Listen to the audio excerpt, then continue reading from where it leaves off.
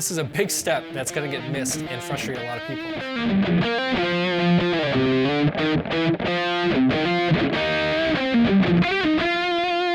All right, let's dive into Rig Manager. You notice I got my Les Paul today to give you a humbucker sound. I'm going to focus on stock sounds within the player, the things that come with the player. I will talk about adding rigs that you might already have if you owned a Kemper rack or a lunchbox and how that incorporates. But really I want to kind of focus on stock sounds, not rigs that I made necessarily, but the ones that you'll see that come with the player. Let's talk about the buttons. Let's talk about getting around in here. So I've got Rig Manager up on my computer. Let's dive in. Let's start with the buttons. Up top, you've got effects 1 and 2. Effects 1, effects 2, on, off, and then levels. Here's the thing about those that can be confusing. Effects is thrown around in a few different ways with reference to the player.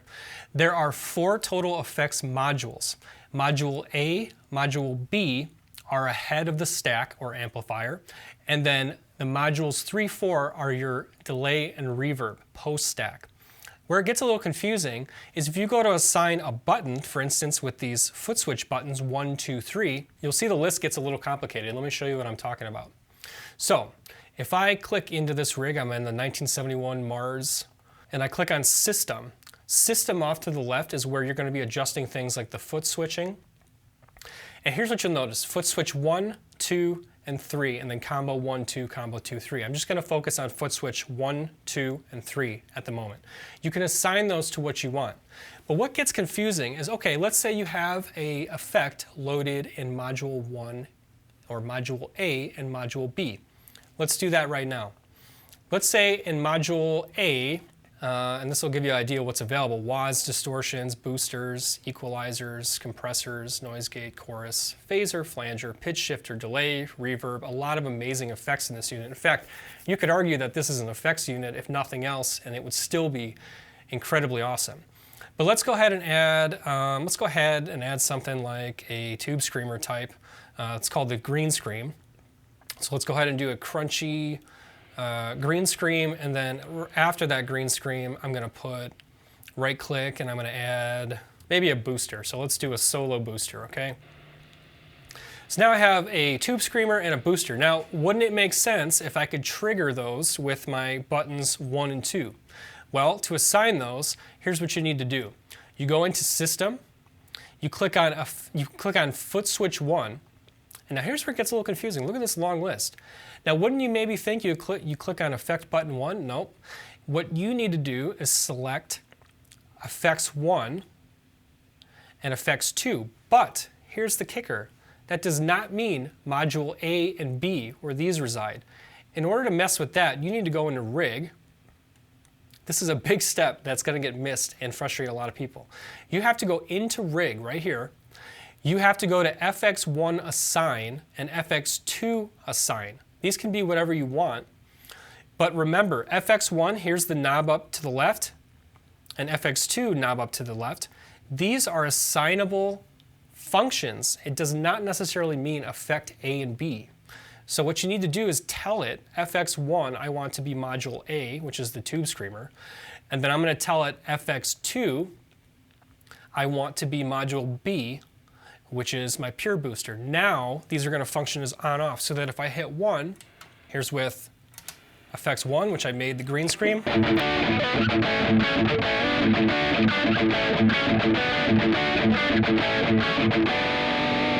Now I want to add that solo boost. I can now trigger with button 2.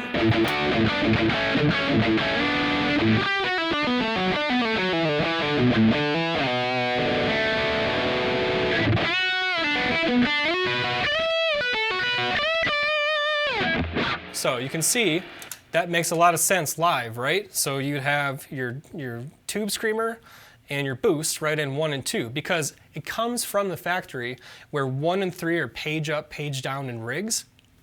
And the first thing I did was get rid of that, because if I'm playing with this live, the last thing I want to do is step on a button by mistake and change the rigs if that's not what I intend to do. Because I play with 1 rig live, I completely got rid of that functionality, because you can change rigs either on your phone, which I'll show you, or by using these bank buttons. So you still have the ability to change the rig. The buttons, I don't want to change the rig. So I assigned the effects 1 and 2, and I'll tell you what I did with button 3. Going back to System, I made foot switch 3 a tap tuner. So there's a lot of time-based effects like delays. I made that a tap tuner so that I can just start hitting a tempo. I mean, look at all these. You got so many here. I don't know. Let's do Echo Machine. Now that's time-based, right? So if I was doing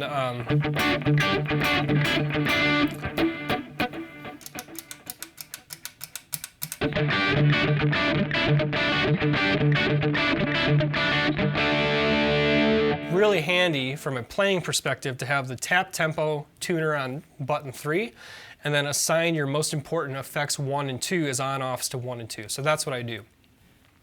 All right, so for the time being, since I can't page up, page down on here because I've assigned those buttons, let's just start scrolling through some of these rigs and see how they sound. And I'll give you more tips as we go.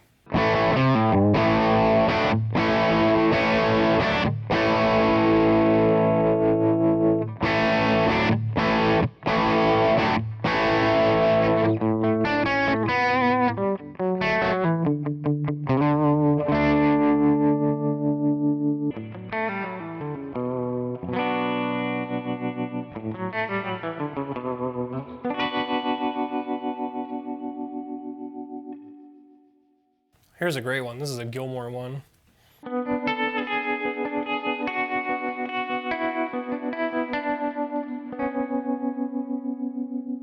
That's really cool.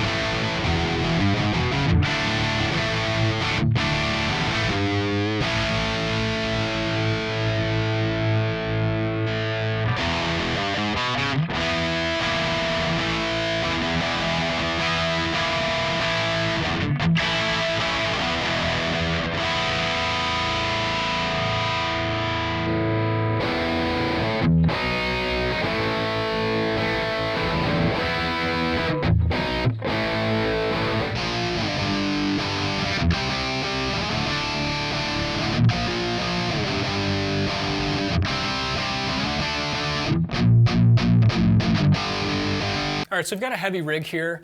This is the THPV 534 Plus. Let's add as many effects as we want here. A flanger. And then post we'll add, let's add a echo machine delay. Let's add a big reverb. How about like a big hall? Let's see what that sounds like just for the heck of it.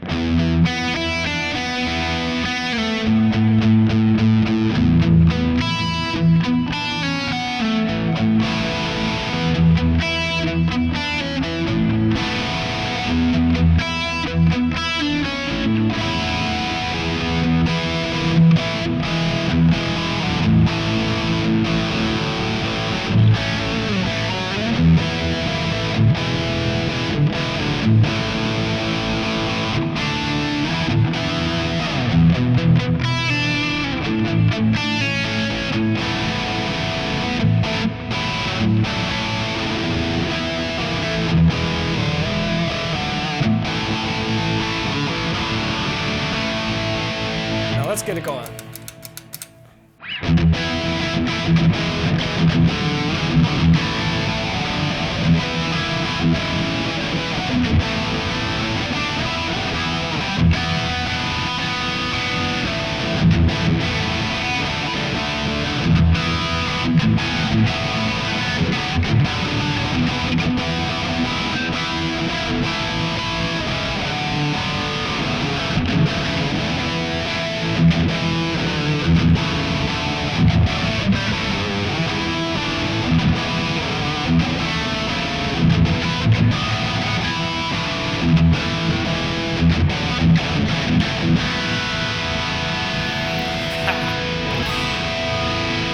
I mean, there's some sweet sounds in there, and that's just working with the limitations of just the 2 effects pre, 2 effects post. Just remember you have to assign those effects to your FX1, FX2 modules. Those are different than your front 2 effect spots. Now, one thing to teach you is if you're working in your local library because you already have Kemper profiles, one thing you can't do is just pick one up and drag it over to your player. It won't do anything. What you actually have to do is click one, and then you have to go to the bottom right and store rig in profiler, okay? And you have to, basically what you need to do is remember that you can only have 50 rigs in the player, so you gotta kind of be judicious and decide if there's something on the player that you're willing to replace. You have to work within those 50 rig limitations. But again, that's why I look at it as a satellite. I've got thousands of rigs in my Kemper rack, and I've got thousands of rigs in my library. Well, I only use a handful of them ever, so I put my favorites in the player, and I also just have a lot of the stock ones in there right now because I think they sound really good. So I wanted to give you an impression with humbuckers and with something a little heavier this time. I thought that would be kind of a cool angle to go with it. But just getting around, kind of getting the lay of the land here. Very, very simple to use. I also really like the master volume. I feel like the master volume is extremely responsive. I feel like the one on the Kemper rack is like you move the master volume and all of a sudden it's like negative 20 dB, plus 10 dB, and it's like flying all over the place. Whereas this fixed knob, it feels so smooth when you adjust the master volume, and I just love that. The stacks here also accommodate liquid profiling with the EQ stack bass, middle, treble. This does support liquid profiling, so keep that in mind. It does not support morph with effects, but again, like I said, there's tons of effects in here to choose from, so just remember that. And there's a lot that you can do with the player. It fits on a board. I'm gonna put it on a board, and I'll follow up with a look at that soon, but I'm super excited. I love being able to control it from my phone. All right, thanks for watching this in-depth guide of the Kemper Player. I've really enjoyed owning it, and I'm getting to know it, and I'm getting to learn its role in my live rig, and I'm really excited about it. Drop a comment, let me know what you think of the Kemper Player. Did you buy one, or will you buy one? Or what are you using instead? I'd love to hear from you. Remember to subscribe. We're giving away a Martin D28 when we hit 100,000 subscribers. To win that Martin, just hit subscribe, turn on notifications, and you have to sign up using the Gleam entry link. And when you're buying any new gear, click to buy new gear using our link. It really does support us, and you help us make these demos. So thank you very much for doing that. I can't wait to hear from all of you. See you on the next video.